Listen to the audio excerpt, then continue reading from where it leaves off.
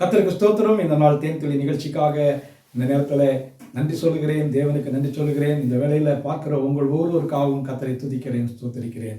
இந்த வேளையில் இந்த நாள் நமக்கு ஒரு ஆசீர்வாதமான நாளாக அமைய ஆண்டவரை நோக்கி நான் வேண்டுகிறேன். இந்த வேளையில் கூட விசேஷமாக இயேசு கிறிஸ்துவனுடைய இரத்தத்தினுடைய வல்லமையை குறித்து நாம் நேற்றைய தினத்தில் பார்த்தோம். இந்த நாளில் அந்த இரத்தம், அந்த வல்லமையான இரத்தம் என்ன செய்யும்? நமக்கு பல நேரங்களிலே பிசாசானவன் வந்து நம்மை குற்றப்படுத்துவான்.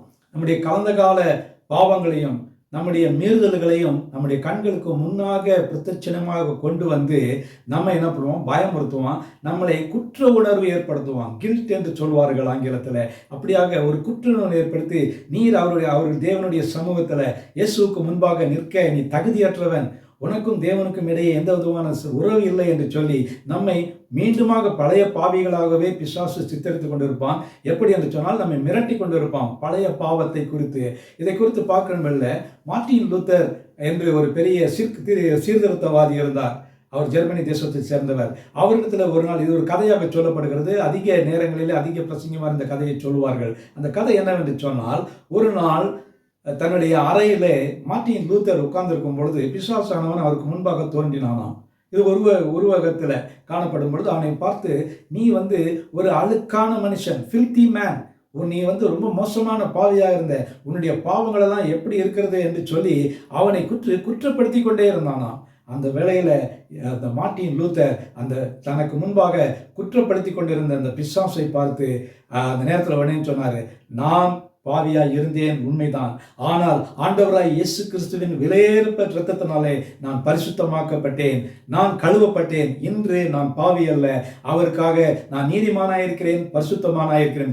உடனேயே பிசாசு ஓடிப்போனான் என்று பார்க்கிறோம். அந்த நேரத்தில் நடந்த ஒரு சம்பவத்தை சொல்லும் பொழுது இந்த மார்ட்டின் லூத்தருக்கு அதிக கோபம் வந்தவுடனே மறுபடியும் அந்த பிசாசு வந்து அவரை குற்றப்படுத்தி கொண்டிருக்கிற வேளையில் தன்னுடைய கையில் இருந்த சிகப்பு மையினாலே அந்த இடத்துல அவனுக்கு எதிராக ஒரு தோற்றத்தில் இருக்கிற இடத்துல தூக்கி எறிந்தாராம். அந்த இடத்துல பட்ட உடனே அந்த சிகப்பு மையானது பட்டு அவன் என்னென்ன குற்றச்சாட்டுகளை மார்ட்டின் லூத்தருக்கு முன்பாக வைத்தானோ எல்லாவற்றையும் மறைத்து போட்டதாம். அதுதான் இயேசு கிறிஸ்துவின் ரத்தம் சகல பாவங்களை நீக்கி சுத்திகரிக்கும் என்று நாம் பார்க்கிறோம். அந்த வசனம் உண்மையிலேயே அது ஒரு உண்மையான ஒரு வசனம்.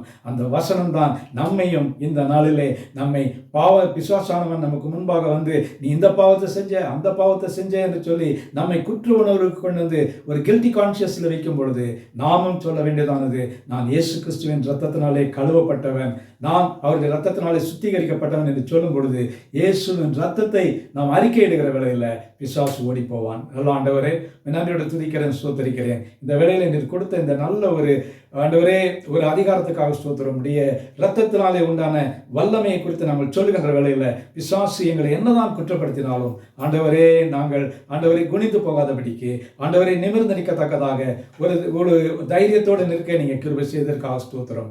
ஆசீர்வதிங்க, காத்துக்கொள்ளுங்க, வழிநடத்துங்க. மீட்பர் இயேசுவின் நாமத்தில் ஜெபிக்கிறேன் நல்ல பிதாவே, ஆமேன், ஆமேன். கர்த்தர் உங்களை ஆசீர்வதிப்பாராக. நீங்கள் குற்றமற்றவர்கள், குற்ற உணர்வு உங்களுக்கு இல்லை. இந்த நாளிலே நாம் இதை சிந்திப்போம்.